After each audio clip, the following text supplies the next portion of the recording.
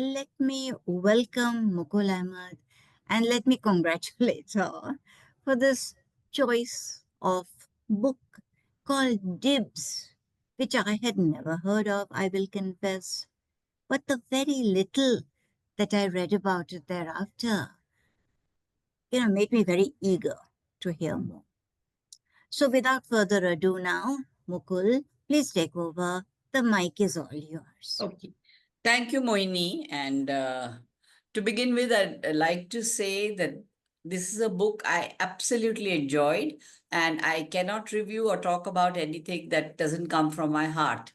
It was also a book that I received as a gift from a school of mine that I was teaching in. And when I left it, when I retired, because I moved into teaching and had to teach in schools, and they also gave me a class of difficult learners, differently able children. So I think it was appropriate that the headmistress gave me this book. And it lay there. I didn't read it for a long time. I got involved with other things. And I think this is a very, very precious thing that they gave me. There's something very interesting about this book. I was talking to a friend of mine. She's as old as I am. And she said, I had this book for my, even at my PhD in psychology in the United States, I was asked to read this book. And her daughter was sitting there, and she is a counselor and in New York. And she said, I also had it. And another friend of mine this morning, Rama, she's on our on with us today, and she said she's from TIS, and she said that we too had this book. So I'm sure, I made me think how precious this book must be. Okay, this is a book by Virginia Axline, and it is an exploration of what she calls a child trapped within himself. It is the story of a young boy, 5, who's called Dibs. And he is a kind of patient or a person who's come for therapy to Dr. Axline.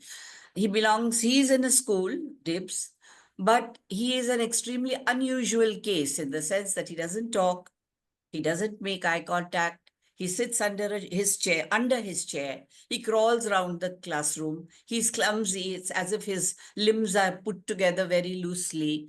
Uh, he simply does not talk. And if at all he does, the sentences, there aren't any verbs in it. They're just joined. So what is it that's wrong with him? Is he autistic? Is there something else? The class teachers, some of whom are also psychology trained, do believe that he is not retarded, and some would like to believe. There is something other than that. There is an emotional disturbance. So when all else has failed, and he's been in the school for 2 years because his mother had influence since she was a donor there. It was a very prestigious school in New York. They call in our author, Virginia Axline, and she is able to, they've asked her to assess him, and she does it through something called play therapy. Now, play therapy is something where you just take a child, it's for a child, to a play center and let him play, let him experiment with everything that is there. You do not comment, you do not, absolutely don't say anything that is judgmental one way or the other. So how does she react then to him? The Virginia just repeats his comments through a question. For example, he says, "This does not fit." That doesn't fit, is it? This is how she replies. So there is no comment. Slowly, over time, he starts talking much more. He realizes that he's not in a threatening environment. Nobody is telling him do this or do that. And we realize that he's a product of a lot of expectations from him at a very young age of 5, from both his parents. And he can't get over this. He wants to kind of break out, he's trapped, and he wants to be himself. So nobody seems to understand this, least of all his own parents. And they feel that he's deviant. He doesn't fit into the framework that is what they perceive a child should be. For example, his father is a brilliant scientist, and his mother, a surgeon who gave up her surgery to raise a family, tries to protect, sort of acts as a wall between the father and the child, because the little boy would run to his father and show a feather or show a bird with a broken arm or show a bark of a tree and says, Papa, this is this, this is this. So how does the father react? Go away from here. I'm busy. Don't trouble me. So this is the kind of standard reaction to the of the father. And the father thinks he's retarded because he doesn't do things that a boy of 5 should do, according to the father. And he just pushes him away. Often, when the little boy doesn't go away, he tells the mother, lock him up, lock him up. And the boy is taken to his room, in a dark room, and he's locked up. So he grows up to dread rooms with locks on the outside. And later on, as our psychotherapist finds out, when he draws a house, there's always a big lock and a big door on it. So, well, that's how he begins. In the playroom, he comes for sessions once a week, and soon he wants to come very often. He invariably holds her hand to come into the room, and he's never done this with anybody else. He just gives his hand, she holds his hand, and he comes.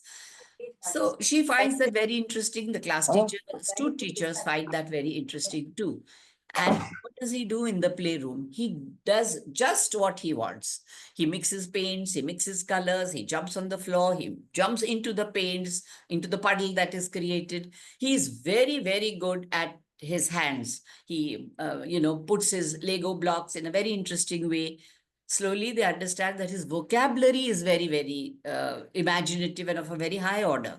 And he brings that out. He creates beautiful poems, and he talks about being a cloud and, flying in the sky. He talks about aeroplanes. He's very good also at things that one can do with the hand, assembling things.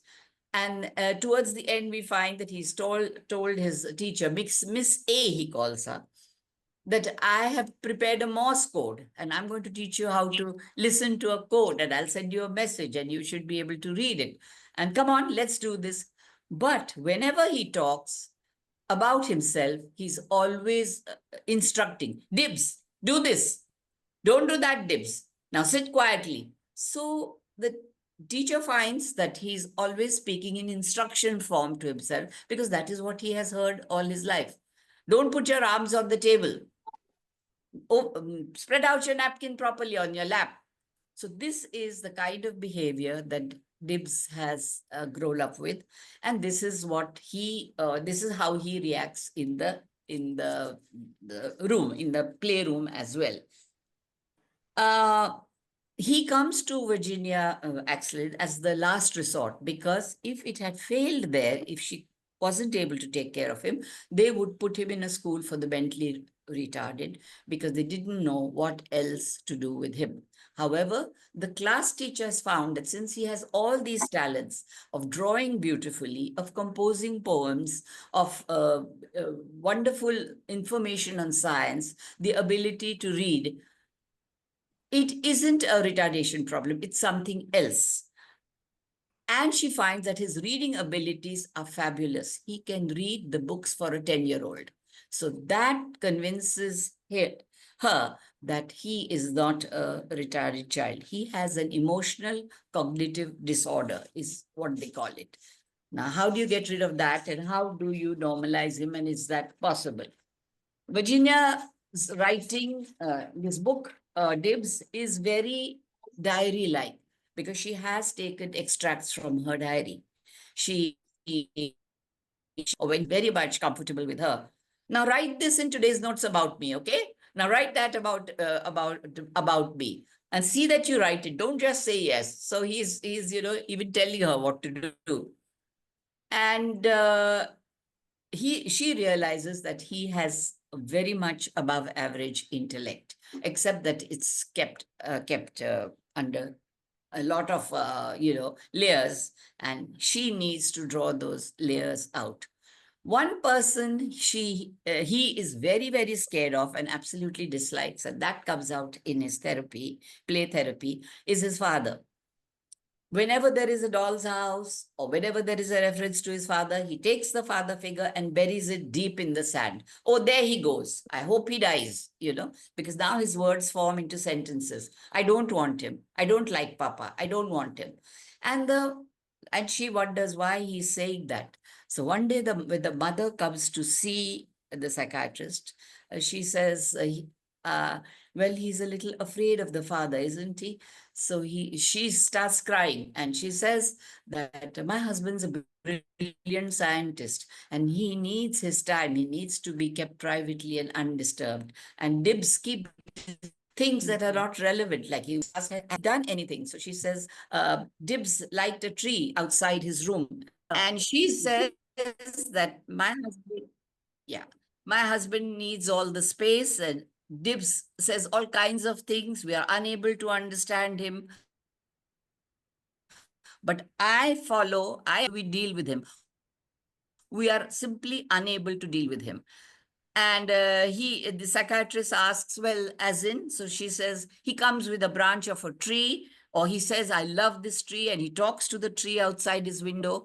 And my husband thinks that if the tree or the branch grows any more, then it'll harm our house because it's an old house, beautiful house. And so he has it chopped.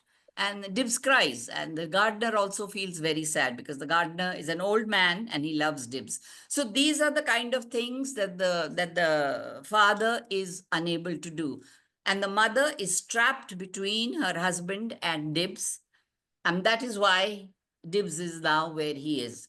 So almost for 4 or 5 months, he gets this treatment once a week to come into this playroom and just be himself. And he realizes that nobody had ever asked him anything. What is it that he wanted? What would he like to do? He was always told. And he was told that what he was doing was wrong. And this is how it should be. So it was, there was a sort of, he was crushed between the expectations of his parents as to what right behavior is and what he should do, and that all other behavior was deviant, and that he should be locked up in his room to improve himself. So this was how it was. Then I said that the writing style is very crisp, very precise. There is no meandering. And these are extracts taken from the daily diary of the author. She says that. She says, this is my daily diary. And this is what I have noted. Because to me, Dibs was the most complete person that I met, and he taught me a lot of things. And she realizes that he had so many, many wonderful qualities. And then he grows, and the self confidence that he builds up in this room by just being himself, by being given the confidence and taking that self confidence, it gets translated outside the room, and that is reflected in his work, and his teachers can see it in the class, but the psychiatrist does not go to the teachers for a very long time unless she feels and until she feels that she's sure of something. And interestingly, the therapy room is such that you have mirrors. In fact, one large mirror, which on the inside, that is the psychiatrist and the little boy, is a mirror. So you can go and see yourself. But on the other side are all the observers who are sitting, and they can look into the room and they can see and listen to what is happening in the therapy room. But this little boy doesn't know that. The psychiatrist, of course, knows that, but she doesn't tell him that. They are taking notes. Some of them are students who are learning. They are taking notes. And slowly, Dibs grows just this thing about his confidence that he feels he has. He has a lot of suppressed anger. So sometimes he is very, very angry, and sometimes he behaves like a child when he feels something is threatening him. The minute he has to go home in the evening, he takes a milk bottle, he starts sucking it, he lies down in the sandbox, puts his feet up like a little baby, and he says, Dibs, no, go home. Dibs, no, go home. Dibs, stay here. So his language changes, his body language changes. He becomes loose and limp, and he looks down. And the psychiatrist and the teachers who come in towards the end of the session know that he does not want to go home. But gradually, with this confidence that he has acquired in this room, he is able to go out to meet his mother. And towards the end, he just rushes to her and he hugs his mother. The mother starts weeping because she has never been hugged by him, and she's never hugged him also in return. And the psychiatrist herself is very, very moved. One thing I noticed was that there was no hugging or cuddling of a child there. Everything, they keep away from anybody. The psychiatrist herself once says, I did feel like putting my arms around him. He seemed so vulnerable and so little.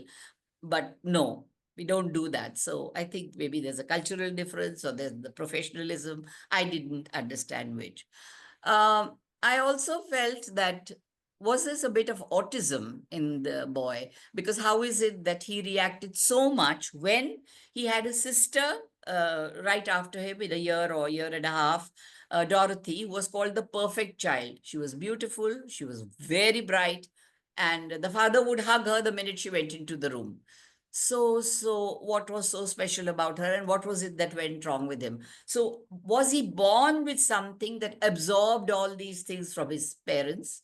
The feeling of being rejected, the feeling of being deviant, or was it that they were just like this to a person whom they felt was not, it was not a planned baby. They didn't want him. The mother didn't want him because she had a flourishing career of a surgeon, and she said, now I have to take care of him, and now more so because he is not. There is some defect in him, so it threatened her marriage. And so she was extremely unhappy with this child. But then at the same time, she was full of guilt because she had this thing about, I have to be a good mother and I'm not being a good mother. So the usual guilt of a mother. So that when his own confidence grows, he begins to explore himself. He begins to explore why he felt something, and that is evident in the room, in the playroom, because he says, oh, I buried father, I must take him out. Maybe he's not so bad because he bought me a coat set, or he bought me a new train set. So he starts forgiving, which is something he had never done before. And this is how his personality slowly changes. And the psychiatrist only says, oh, did he?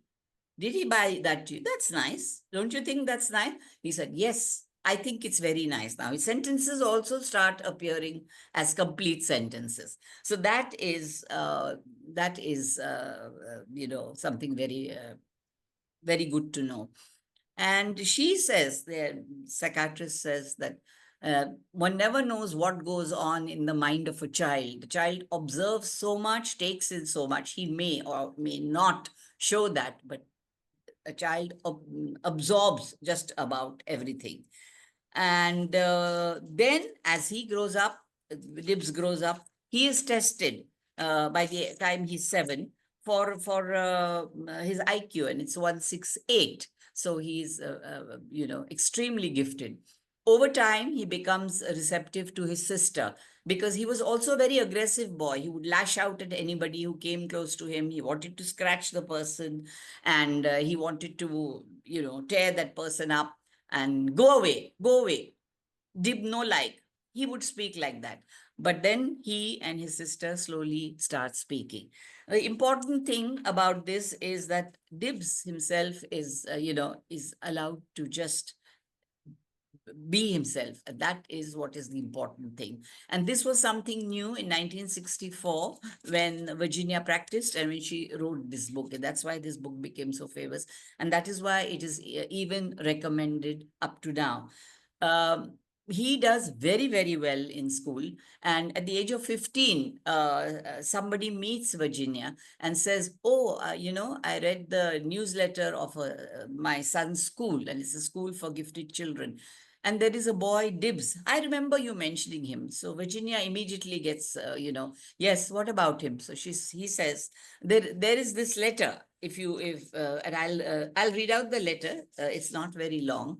there is a boy in Dibs class who has been dismissed. And Dibs is very upset by this because he thinks the school has done wrong in doing what it did. And he says, this is an open letter of protest against the recent dismissal of one of my classmates and my friend. I'm indeed indignant at your callousness and lack of understanding and feeling. It is whispered that what my friend that about my friend that he was suspended with dishonor because he was caught cheating in an examination. My friend said he was not cheating, and I believe my friend. He said he was trying to verify a date, an important date in history, and since accuracy of a date is essential to establish its very existence, then it should be indeed verified. I think you fail to understand the reason why we sometimes do the things we do. Do you call it a fault when a person seeks to verify accuracy? Would you prefer that he cloud his honest doubt in ignorance? What is the purpose of examinations anyway? Uh, are they to increase our educational attainment, or are they instruments used to bring suffering and humiliation and deep hurt to a person who's trying hard to succeed?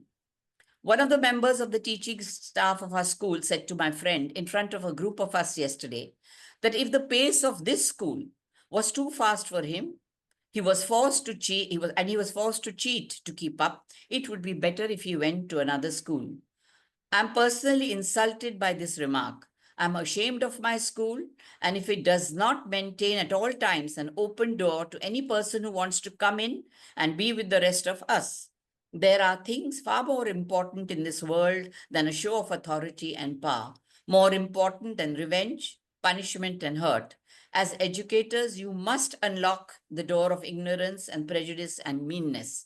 Unless my friend is given your apologies for this hurt he has received to his pride and self respect and is reinstated, then I too shall not return to this school henceforth.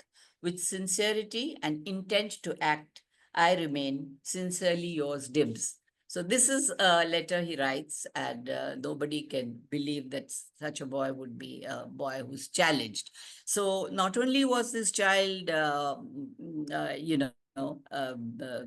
intelligent, but he was also very sensitive. So this book is more about the approach to such children, how she approached it. But there has been a lot of criticism of this therapy, and other psychiatrists have come forth and said that play therapy is not does not suit every child. Where she has agreed, she says that yes, I do agree that this is not the kind of this is not something we'd use with just about everybody. However, with Dibs, it was used extremely successfully, and and he came out to be to flourish and do very well. I want to keep this really small. There are lots of, I have lots of tags, but I don't want to go on because I think we'll get to know a great deal by just,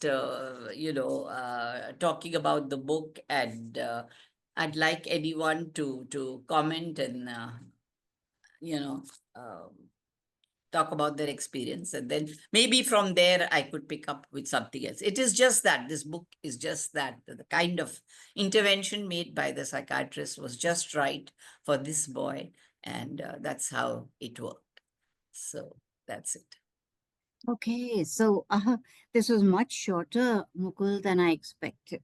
But as you said, maybe you'll chime in a little bit later when you get the direction of the questions, I guess. Yes, My yes, first yes. question, how old was he when he wrote this letter? He was 15 when he wrote the letter. 15. Yeah, Okay. yeah, that was the Perfect thing. And letter for a how long was 15-year-old. he in this therapy? I'm sorry. How long was he in this therapy? That they didn't say, but 1 year, yes, for 1 year. Hmm. And then he came out of it. He continued in the school. He came in when he was 5, and he left when he was a little over 6. And then he was fine after that, or he was declared that he fine. And then by 7 he gave his first exam and he qualified, and he was evaluated for his IQ, and that was found to be Very good. 168. And then he went on to another. He had to leave the school to go to a middle school, and that's where he did very well. He did take up the sciences, but he was very much into music and art. He painted beautifully. Well, the imagination was well above his age, and he sang. And I'm a cloud, and there are lots of poems about things like that. And way above, the imagination was way Mm, above what a average. 5-year-old would have. But he just didn't have only the intellectual ability. He had this soft streak, if I may say so, but it was clouded by his parents, constant demands Mm, of him to be yeah. and behave in a certain way. It So, reminds me of Tare Zameen Par, in of which Tare Zameen Pe. Yes, Tare it's Zameen Par, exactly that. In fact, I said that to somebody. It is like Tare Zameen Pe. Yeah. that kid was fantastic in Yeah, painting. yeah, yeah. But I think, and yes, there is one more thing. There is a lot of talk about the parents, that many parents don't know themselves. They push their children. They expect something more from their child. I've heard parents say that Oh, I yes. didn't have this opportunity, and now I have the money to give my child this or that, and nobody asks the child whether this is what he I wants to do. know, yeah. And yeah, and he may want to do something, usme kya, but there'll be no money in that. So often that is how the parents reply. But this family has no such problem. It is an extremely wealthy family in New York, and they are only very, very upset. They are ashamed of their boy. And, what do we do with a retarded child? Do we just lock him up? Do we put him in a school and forget him there? That's how the parents want to solve the problem. But he was lucky to Uh, get this intervention. And yes, indeed. My yeah. goodness.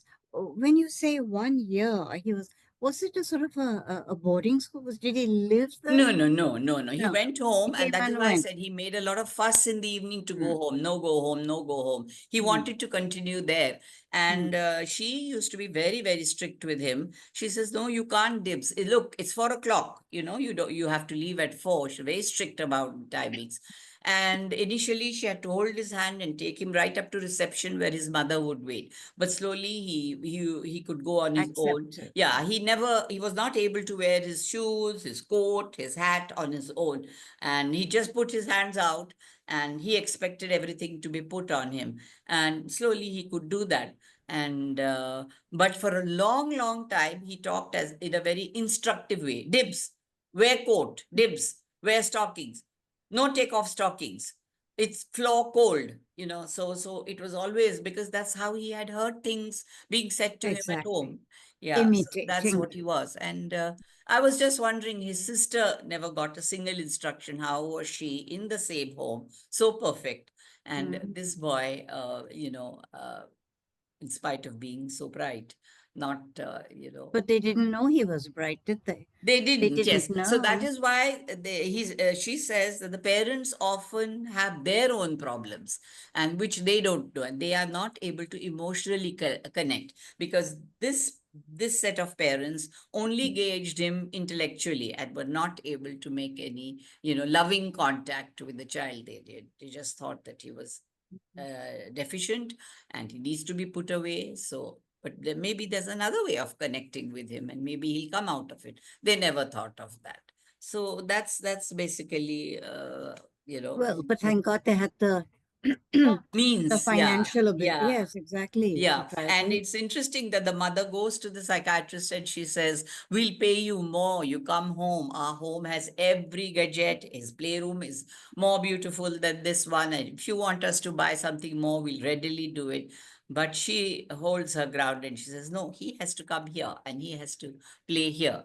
And all through his life, he remembers that playroom. In fact, very many years later, she meets him because somehow she becomes his neighbor in the Mhm. neighborhood, and she meets him and he says, "Hello, Miss A, of the happy playroom." He still calls her that. And the mother says, Dibs, you're not to speak to your teacher like this. So he says, that's fine, mother. And he's comfortable with that. He's not Mm. afraid of his mother.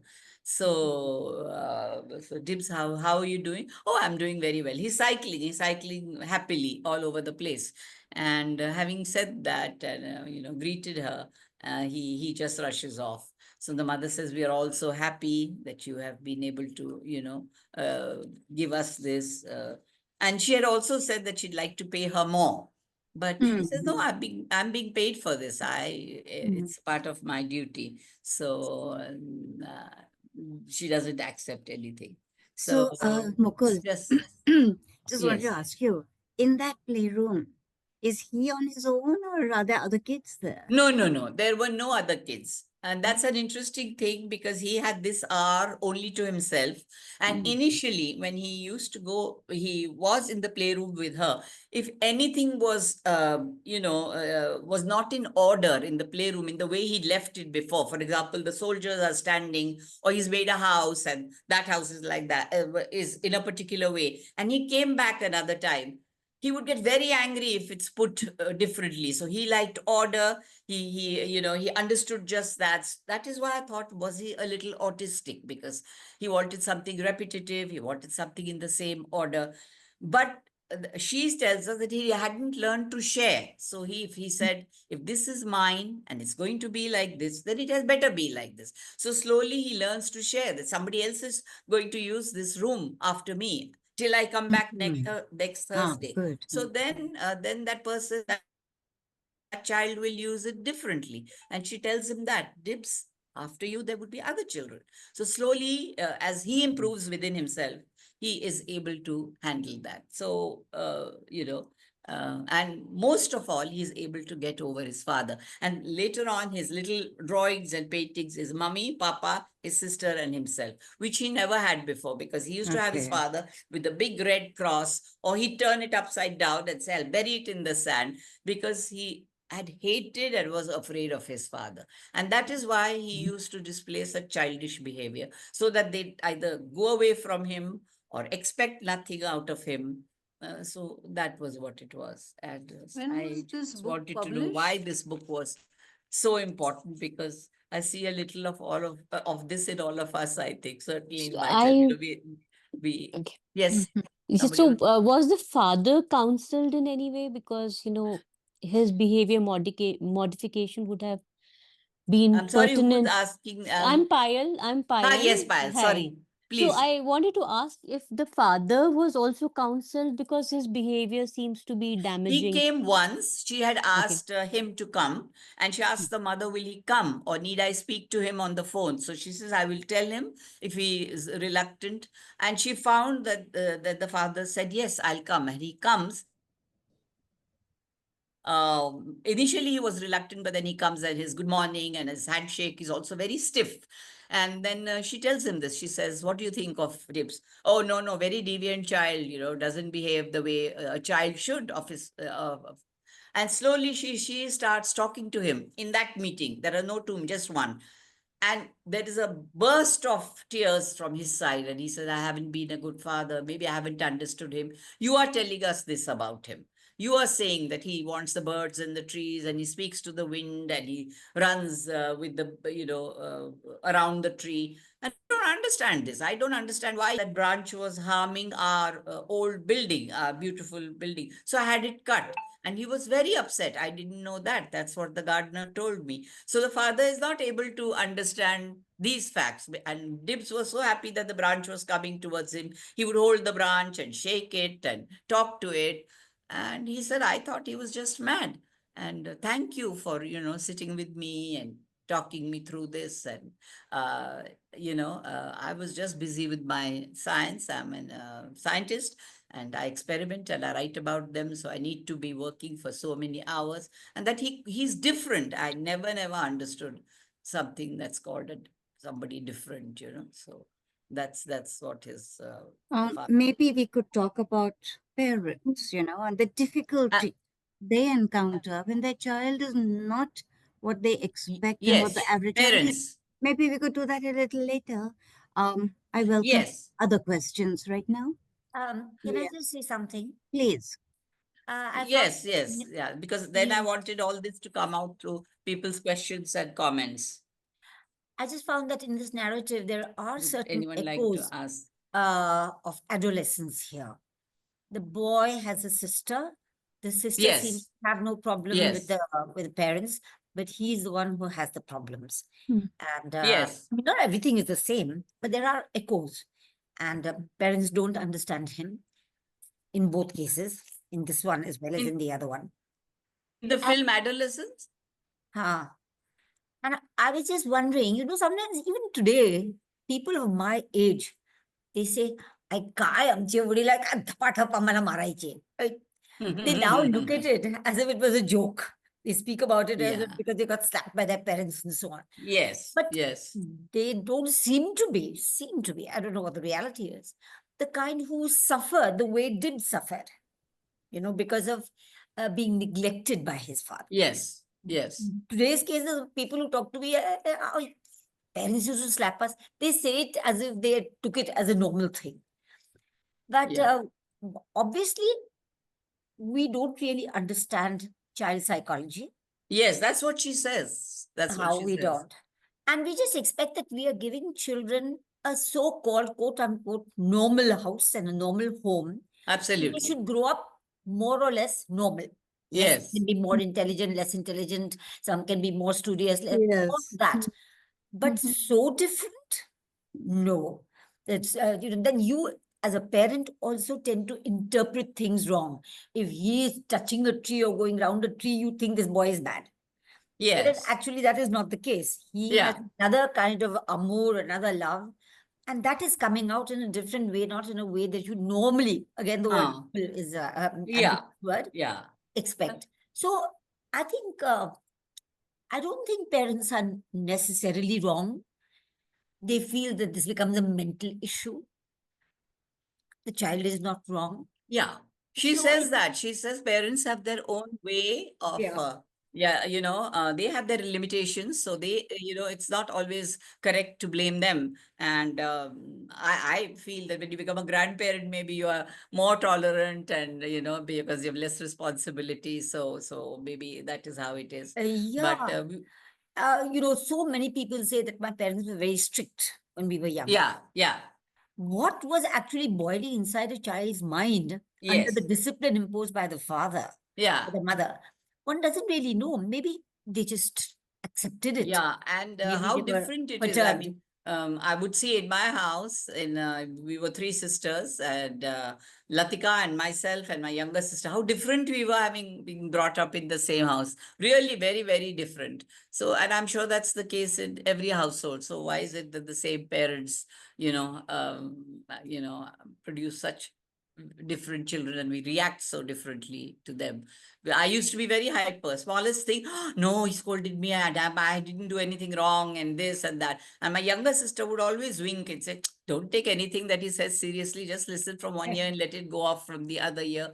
And I remember once my younger sister had gone for a wedding of a friend of hers, and she came back late afternoon. And my dad and I were sitting, and she came back, and she'd had a lot of beer, and she'd had her non-veg food. So daddy immediately, in a vegetarian household, said, "So Bina, you've had some beer to drink?" So she said yes, when she should have kept quiet.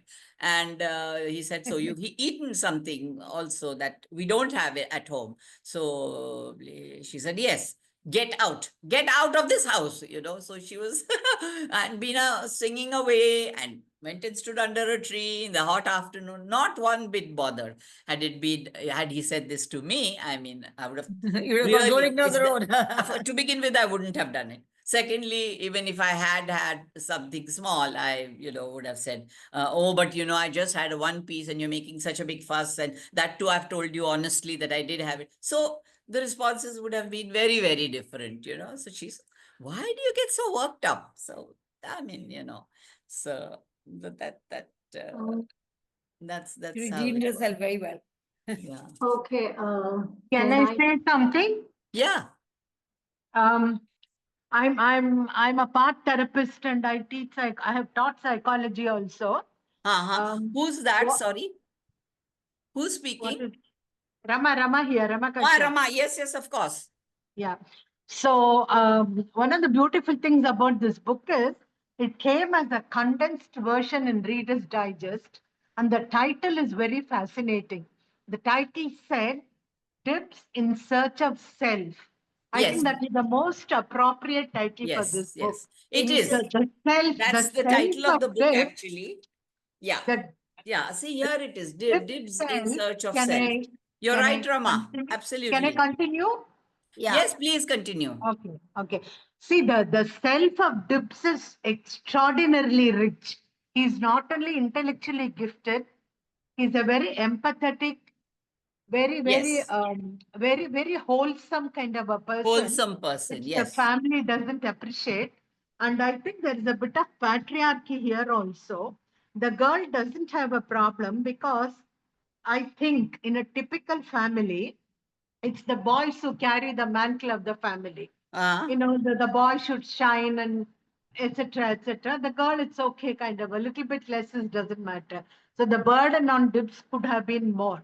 yeah. And as a part therapist myself, Yeah. what I fell in love in that book was the therapist. The way she has handled every single moment, it's incredibly, extraordinarily professional. Yeah. I suspect that if Dibs had been assigned to some other therapist, perhaps he might not Yes. have found his self. Yeah. Yes, Rama. Yeah. He is True. an True. extraordinary therapist. That is Yeah. something Yeah. that should be noted. Yeah. This is So, what I want. I have used this yeah. book extensively in my teaching. Not Yes. only in teaching, in general, talking to students also, I would say. Yeah. You see that there is so much hidden and we don't know. So just feel confident and be yourself and you will come out Yeah. like Dips did. So that book was very useful in many other ways also. I love Yeah. that book. I think it's one of the best books I've ever read. Yeah. Thank you. Thanks, Rama. Rama is my friend from TIS, Oh, and these are her comments. can And I? This is Anupama. yeah. So I'm so happy to join this session here. It is amazing, and especially I have not read this book. Coming across this book is really an eye opener. So each one of us have this inner story, and we want to be heard or listened or understood here. Yeah. So according to Sigmund Freud, the personality is built between 3 years to 5 years, and after that things eventually happens. But here, because of the cold and perfectionist family environment, who were the way they labeled the child, it had so much of impact, harmful impact on the child, so much of emotional suppression and lack of self expression. So again, even the parents were not, so there are 9 types of intellectuals, it's just not about talking verbal, but I think even they were not aware and they were Yes. they were coming from their baggage and background. Maybe Absolutely. they were That's very what rich she says. and That's what the very author rich says. people, You're and right. how can their child become like this, Yes. and that could be adding up pressure on them. Yes. And about this, the psychotherapist, I mean, the Alexin. So she did this wonderful, this comes from Carl Rogers' person centered approach. This is, this therapy, play therapy, which is very non directive, which is done to give a very safe Non-invasive. Yeah. environment. Yeah, very safe environment. And Safe. Yes. the trust is built, and that's how the child opens up. And that's how he got an opportunity to speak his heart out. There was no judgment. He was accepted with irrespective of whatever his challenges were. So that was a beautiful thing which came, and even the child could later, explore and talk about his emotions and all. And later, parents coming in, talking, and self awareness, self realization. It is a very beautiful, the whole story. I mean, I Yes. really liked it, Yes. and I think everybody should read it, or they should I be think so. having I think part so of too. their, Yeah. reading. I think it will be very nice. Yeah, and yeah, both of y'all have said that the little boy got the right therapist. Sometimes that really doesn't happen, and this lady's, method really helped him. And the very minute details that she has written in her diary. This book is actually all the extracts from her diary. It's less than 200 pages, so it's a fairly and quick read. It's very crisp. The writing is simple, crisp, short. So there's nothing that, I feel this way and that way. No moving about it. It's like jottings and very, very well observed things. So, observation of people and of the circumstances of this little boy. So I think that is what made it very interesting. And just as Anupama said, that, everybody should read it. The epilogue is also very nice. She says, why did I pick up this book when I've had so many, this case, when I've had so many children and adults to, that I have dealt with? And she said, he was the only complete person that I have met, this little boy, and he taught me a great deal. And that is why I feel like sharing, after many years, my experience with him. And this book came out in 1964. It's still being used in colleges. As Rama said, she had also read it. She's from TIS. And my two friends who've, studied in New York, they've also said that it's still being recommended as a text that ought to be read, So, yeah, I that's can't help thinking about the amount of good luck that is, sorry, the amount of good luck that is involved in someone needing help and the person that he meets who is to give him help, right? Now, everyone is saying, you said Mukul, others have noticed what a good fit these two were, that she was able to handle him in the way that he yes. needed, right? Now, parenting is not an easy thing. Hmm? We all hope for a normal child. Most of us do get one. But again, that parenting process, whatever's right, what's wrong, people being, in school, I had a friend whose father was so autocratic and so illogically so. We're going on a picnic. Can she please go? No. Oh, why not? You know, that sort of thing. So now some kids are left, as Latika said, some kids are left unscarred, but some get scarred, Yeah. right?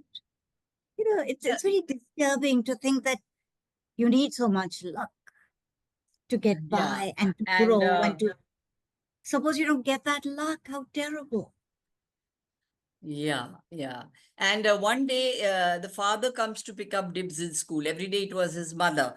And he says, Papa, we're going to have Independence Day, not shortly, but in 2 months. And it's going to be on a Thursday. It's going to be on a Thursday, but it's going to be a holiday. So my teacher here, Dr. Axline, says, then I can come on a Friday because on Thursday the center will be closed. Oh, stop prattling, Dibs. I have lots of work at home. Let's hurry up and let's go. So the father doesn't want to listen to him at all because she thought it fit to give us this incident. So the father just takes hold of his hand and pulls him and says, let's go. The car is waiting.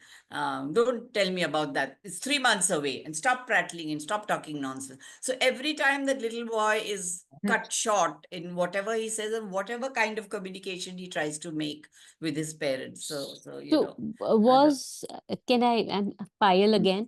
yes, Yes, Was Pat. please. the situation worsened because of the pressures of the modern life, the parents having careers that, But gave this them the book was written in 64. 94? Okay, So it was a little much earlier, but earlier the mother had to give up her career for the career. sake of Okay, the little boy, and okay, more so because she had to attend to him all the time. I mean, they could have afforded a okay. nanny had he Then, been a normal child, but okay. then he wasn't. So she felt duty bound to be with him, and Because in the current times, such scenario you can understand because both the parents have jobs that they're juggling and they really don't have the bandwidth to accommodate any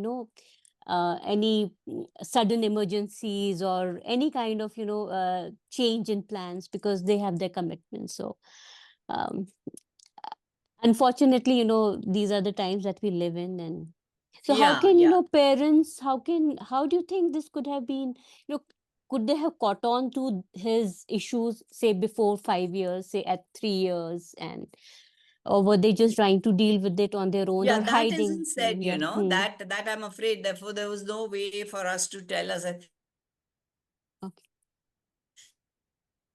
Many a times, the he children don't speak never their paid father when attention. But when she told him to see whether it was kind of autism or was there any behavior issue right from the day he was born, because then you could attribute it to something else, or was this only fear of the father and the disapproval? And then he was very lanky, as opposed to the sister, who was beautiful and well proportioned, and as Dr.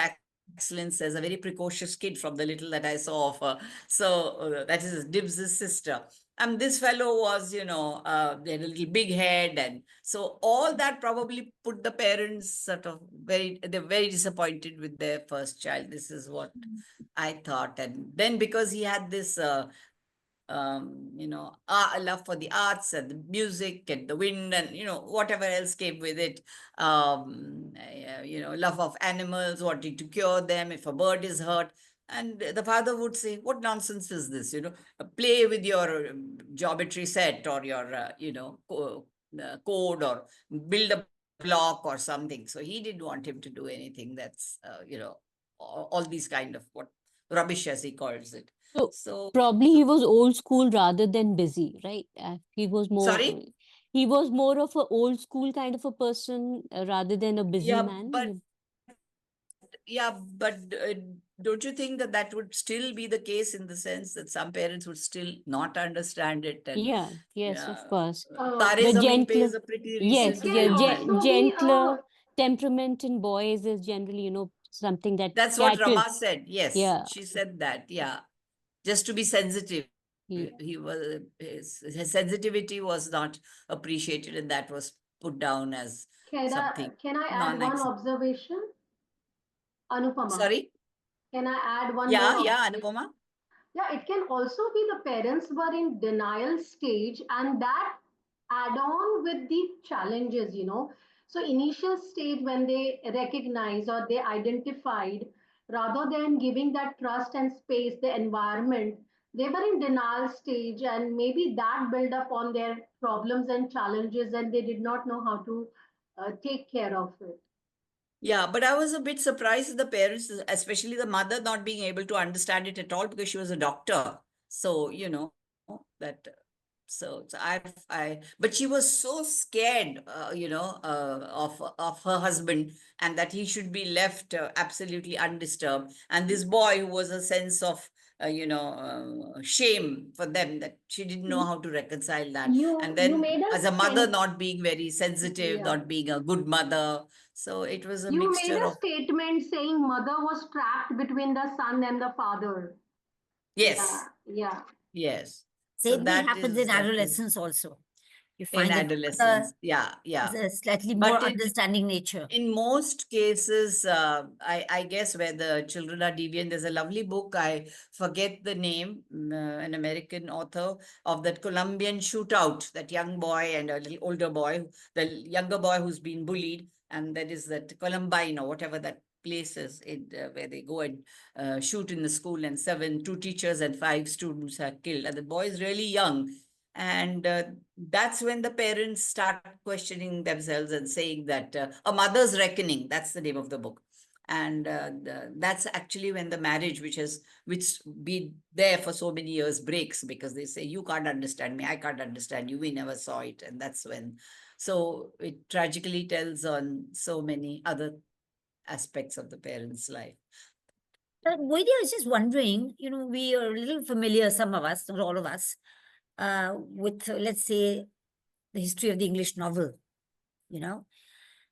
How many books, right from the 18th century, when novel writing actually began in England, have dealt with this issue? I mean, even at that time, in a place like England, you did have things like child labor. You did have things like domestic violence. Yes. You did have all of that, and probably in a worse way than what is described in this book. And you had poverty, extreme poverty, and so on. And we have a book like, let us say, Oliver Twist, Yes. that all of this can be seen. But somehow they grow up through all of this, and we don't have this psychological analysis of what's happening in their minds. Yes. This is far Yes. more recent phenomenon of the 20th century. Yes. And today we are very, very careful. Today, I mean, Yeah. 64, when this book was written, I suppose any young child in India would also have been thrashed by his father, for ordinary things.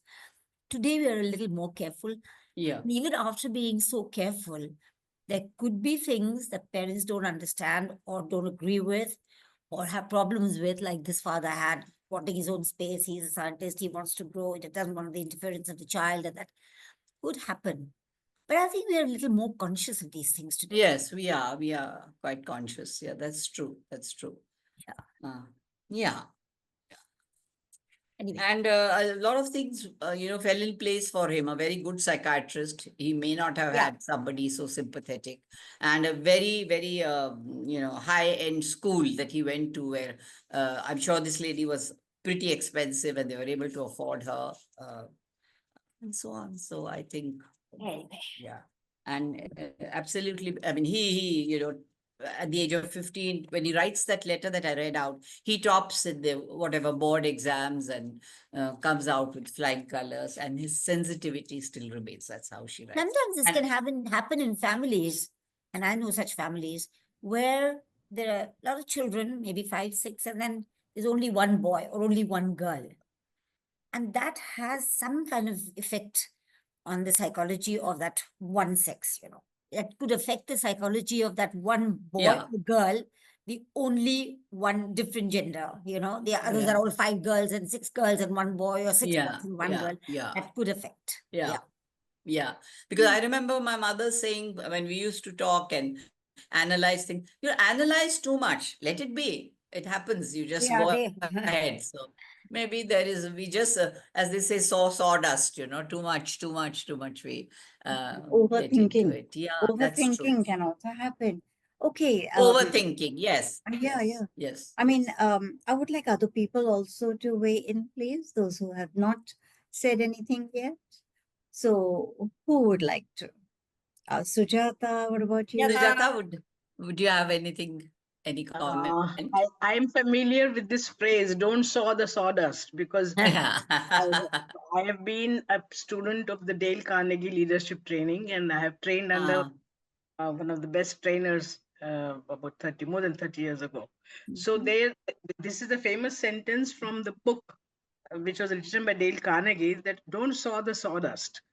So suddenly I was reminded that at times parents analyze the child's behavior to such an extent that they dehumanize the child and they just treat the child as a problem.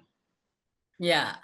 The problem that has to be tackled. It's not your own flesh and blood. It's not your own child, but it is a problem. Maybe that is their way of coping with the stress of That's your own what they know. offspring, your own offspring being a problem. Yeah. So that's my take on that. Yeah, The child is dehumanized. Yeah, but then, as Latika said, if there are 4 or 5 children or more, then it doesn't, you don't have time for so much analysis. It's this So 1 and 2 children that we have grown up in large families. I come from a very large joint family where I've grown up with uncles and kaka kaku, that kind of a thing, and maternal relatives and all that. So the uncle and basically the aunt. When my mother was delivering my younger sister in the hospital, my aunt had the right to scold me and make me sit for my studies because final exams were fast approaching. Nowadays, if aunt scolds a child, the parents will immediately take up cudgels on behalf of the child that you have no business to scold our child. It's, that kind of a thing. So yes, our childhood was shaped, I think, in a much enriching way, and we have grown up to be much more understanding and tolerant adults and old people, I should say. Yeah. Thank you. Yeah. I enjoyed the session very much. Yeah. Anjali, what have you to say to us to all this? Unmute, please. I haven't read the book, but you have a child who is different, not like every other child. The parents get very overwhelmed. They don't know how to deal with it.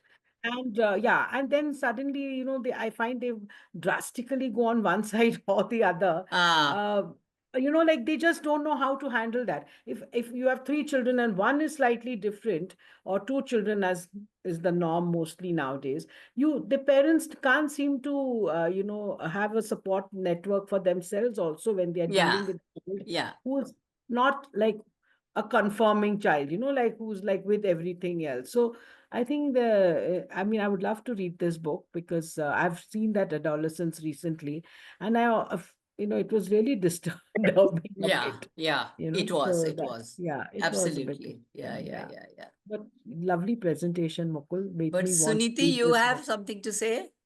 Yeah, hey Please. Mukul. Yeah. So, on the flip side of it, today I've realized not people my age.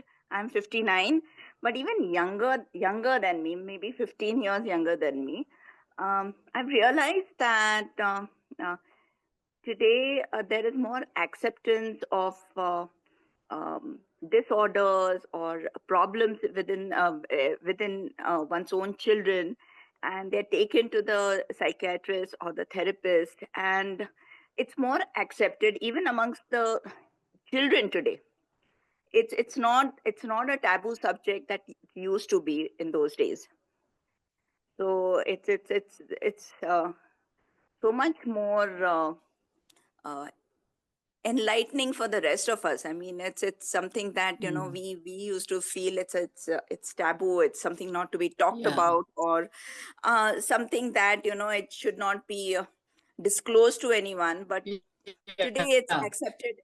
It's accepted by the children, by the teenagers, Mhm. by the parents, and I guess hopefully many more books will be written with more.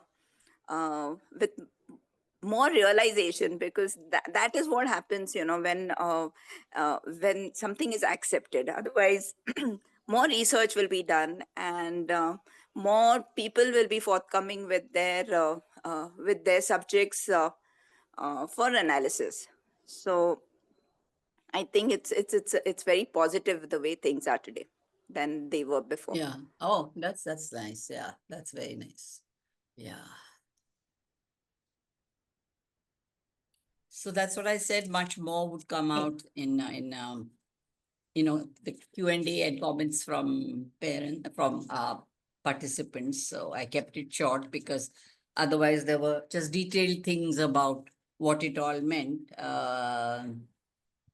So I didn't go into that. I just gave a brief outline and Good. left it. Um, Yeah.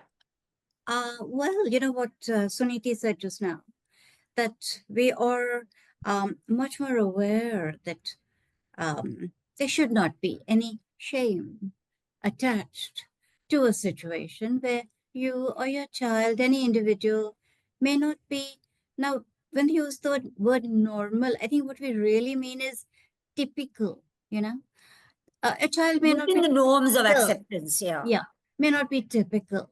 But as she said, now if a child needs counseling or if an adult needs counseling, it's okay. So parents, I think nowadays tend to give their children, allow their children a lot of individuality, right? It doesn't matter if he's not like another child. But I just want to point out that sometimes this can also go wrong, which is why I believe that parenting is such a balancing act, Yeah, balancing act. Yes. tightrope, and all the time you're guessing, okay, maybe this will work, maybe that will. Parents usually have the best of intentions, but how can they do it? So I just want to tell you about this friend of mine who lives in California and who had the Indian parents. Okay, so they have this child who turned out very intelligent. My goodness. Um, and he wanted this and he wanted that, and luckily, like these parents, they were able to afford it all. So they gave it to him, and they thought they were nurturing his character. They were nurturing his individuality, his personality. All this was going towards making him a whole person. But what happened was he had such a huge computer setup that he couldn't accommodate it in his room. And so they said, okay, let's put it all in the basement. So the basement became his adda. He was down there. Now, one issue I want to raise is the closing of doors. Doors must never be closed, I feel. They must never be closed. Everyone should be aware of what the other one is doing. Now, he started closing the door and they let him. And that basement had an outer exit.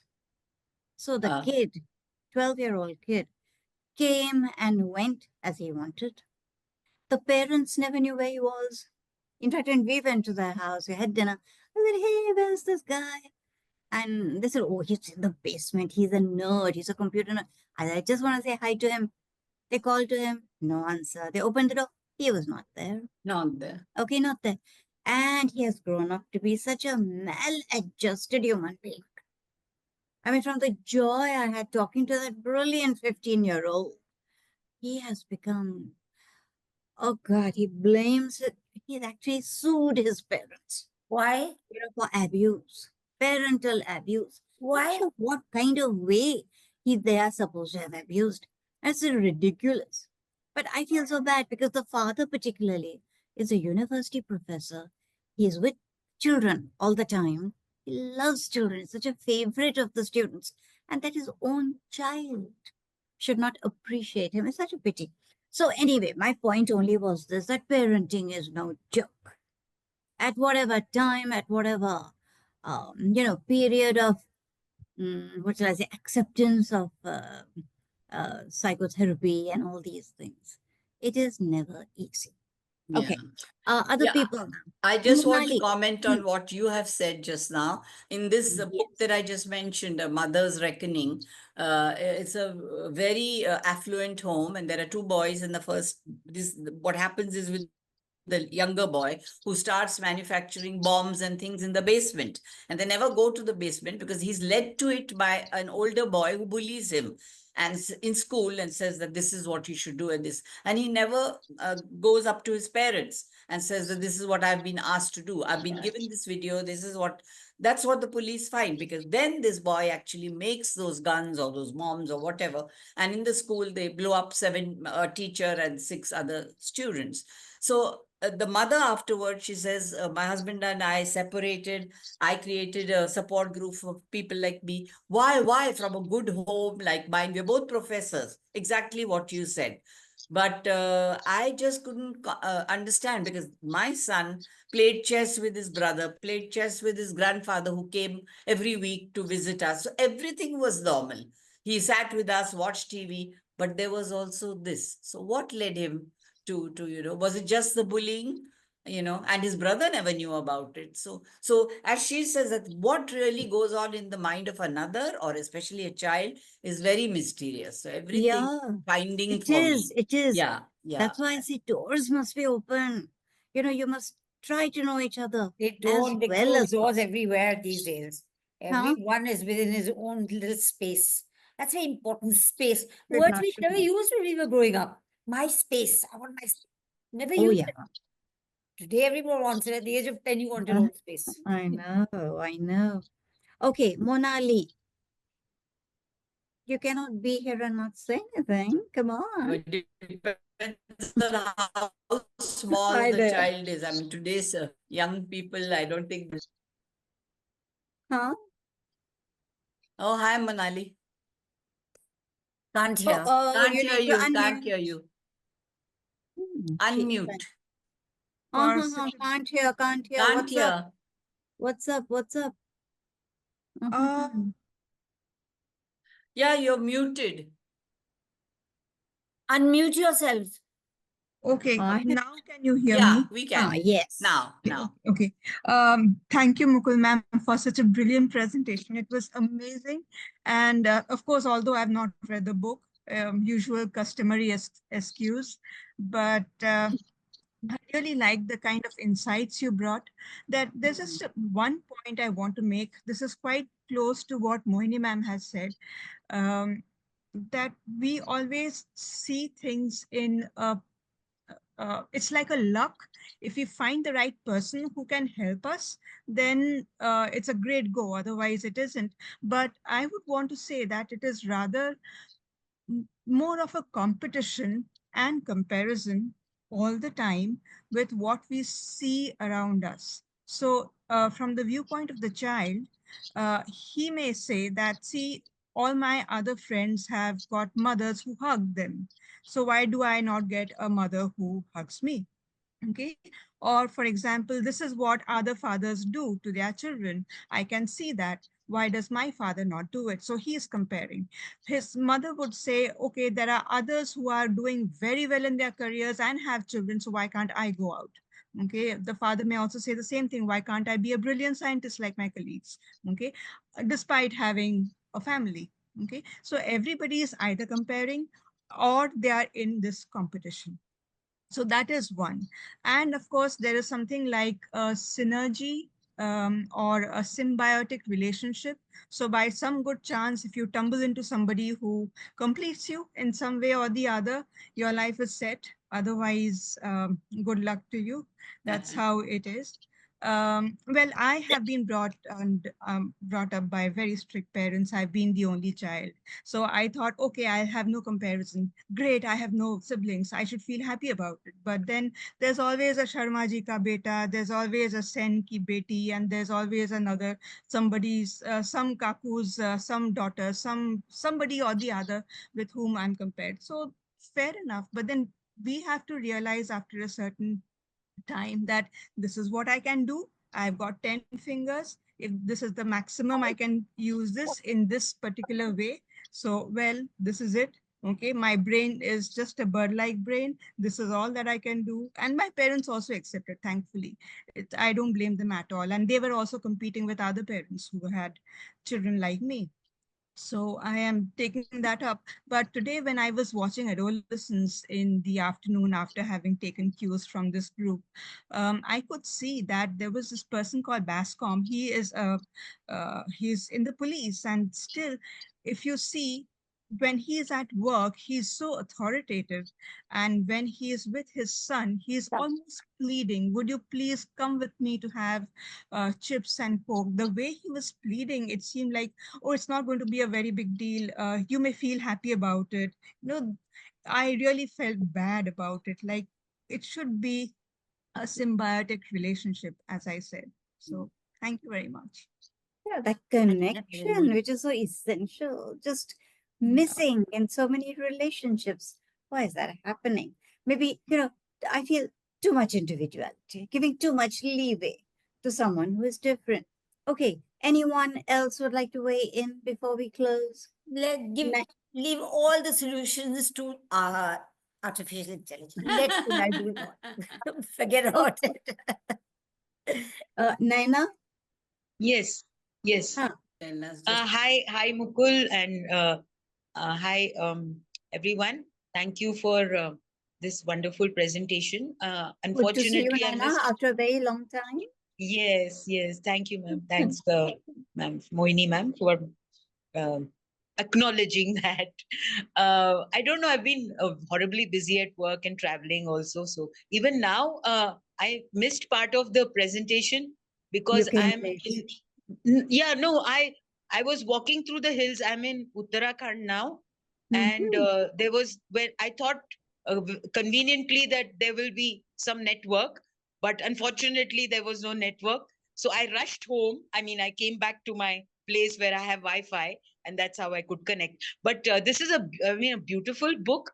I read this when I was doing my MA in psychology, and my counseling teacher, Mr. Cassidy, had given this book to me as a gift, and I was, awestruck by what play therapy can do, and also this the counselor, the lady who leads him through, so I gained a lot of strength from this book. So I was very happy, thrilled that Mukul had decided to do the presentation today. I hope to see the recording later, but yes, there is still a lot of hope, I think, for children who go through suffering. Yeah, so thank you, Mukul, for that. Thanks. Thank you, Naina. And Mukul, congratulations for choosing a book which has brought Naina back to the book club Yes, after yes. years, after possible years. Yeah. Thank you, Moini ma'am. It's always a Okay. pleasure. Good to have you, Naina. Okay, so here we end a very fruitful session, I think. Right? A very fruitful session. This is a book which was bound to stimulate a lot of thought, and it has done so. So, Mukul, well chosen, well presented. Thank you so much. Thank you, And folks. everybody who has come and who has Have a lovely participated. visit to the US. Pardon? I said, have a lovely visit to the US. Oh, thank you. Thank you. When are you leaving? Which date? We're leaving on the 6th. Okay. On the 6th. Huh? Okay. So, thank you everybody who has come, who has participated, and who will now continue to think of this book because of the discussion, right?